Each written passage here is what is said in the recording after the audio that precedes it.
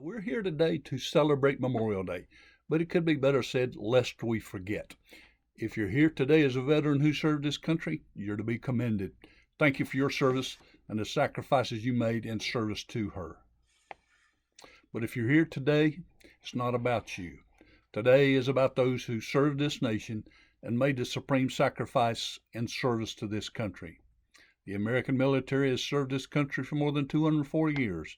That service can never be understated or repaid. That service has stretched from the American Revolution in 1775 to current service in more than 130 countries around the world today. And to this day, Americans continue to die on foreign soil. Sadly, none of the men and women who have died in service to this nation can be replaced, and there have been more than 1 million of them. But their sacrifices must be remembered and honored. Most were young, in their prime, husbands, sons, daughters, fathers, wives, mothers, uncles. They all left a nation that will be forever in their debt. Picture in your mind's eye the empty seat at the dinner table, opening presents on Christmas with someone missing, the Thanksgiving Day football game in the yard with a star player missing, the daughter who has no father to walk her down the aisle, all lost in service to you, me, and this country. I'll have trouble with this, but I'd like to introduce you to a couple of personal acquaintances. William L. Lutz. I remember Billy from the third grade. He was in the second. I was closer to his brother Eddie. I still see Eddie. And I went to school with Eddie's wife Carolyn. D Company, 1st Battalion, 46th Infantry, Americal Division, Republic of Vietnam, killed May 12, 1969. Benny Presswood, B Company, 1st Battalion, 1st Marines, Republic of Vietnam. We played football on the same team in high school. I was a 10th grader. Benny was a 9th grader. Benny was a good running back. But the thing I remember about Benny, he was red-headed, a funny guy. He carried the football funny, up and down, not front to back like the coaches taught us. Benny's last letter to his family, 3 days after Thanksgiving, November 68, was written on a C ration box because paper was so scarce.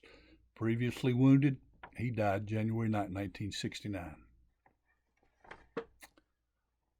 2006, Staff Sergeant Jason Ramsor previously been deployed to Afghanistan and only been in Iraq a month when he was killed by an IED. He was from my hometown. I used to do the PA for high school football games, and I called his name many times on the football field.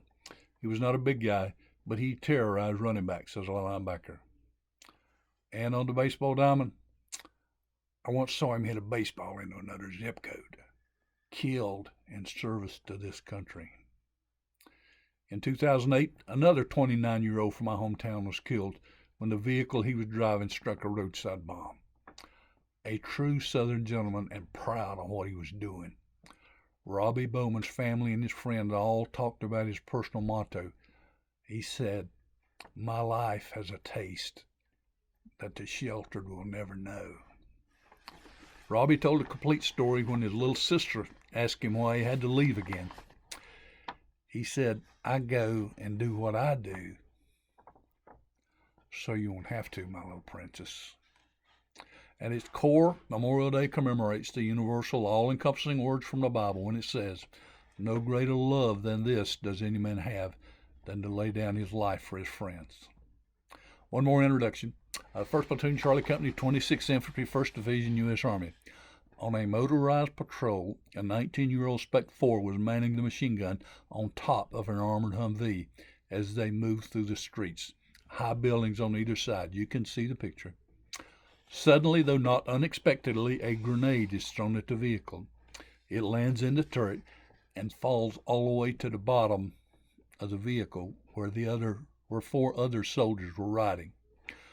What the specialist was trained to do, what he did, and why he did it is a different story.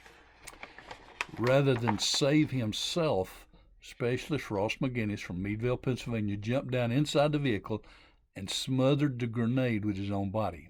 He died instantly, but the other 4 men survived their wounds. In July of 2008, in the Oval Office, his parents were presented the Medal of Honor on his behalf. An American hero by any standard. But does any medal or award make the loss of their son any easier? I think not.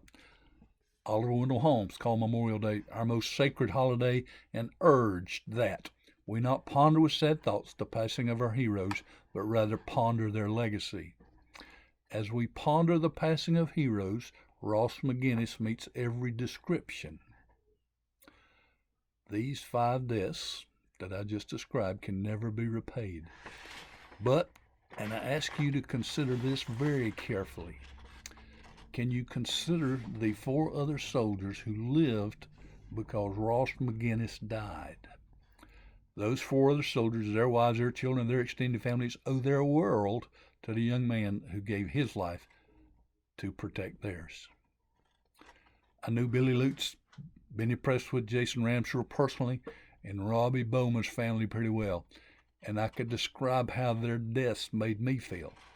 And I suppose many of you could relate to the loss of close friends, but try as we might, we can analyze, dissect, discuss, review, but we can never come up with a way to express the feelings those 4 other soldiers had and will forever have for Ross McGuinness. We as Americans need to understand how thankful those 4 soldiers are and realize we should feel the same way about every person who ever gave their life in service to this country. Consider that when we talk about this day and the people who have given their life to preserve and protect this country. Are we that thankful?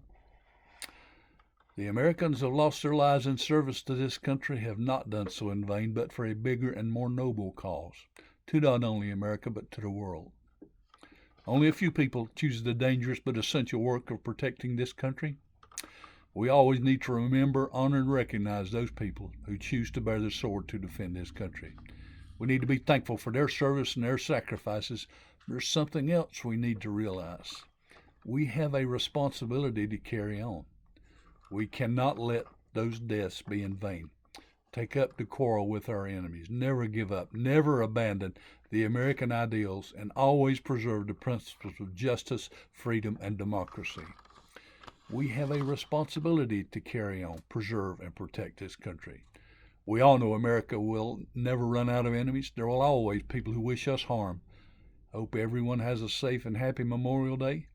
Be safe. Practice social distancing. Things are improving. We'll be better and stronger when we get through this national emergency. But for Memorial Day 2020, we need to remember, honor, and be eternally grateful for those members of our society who lost their lives protecting us.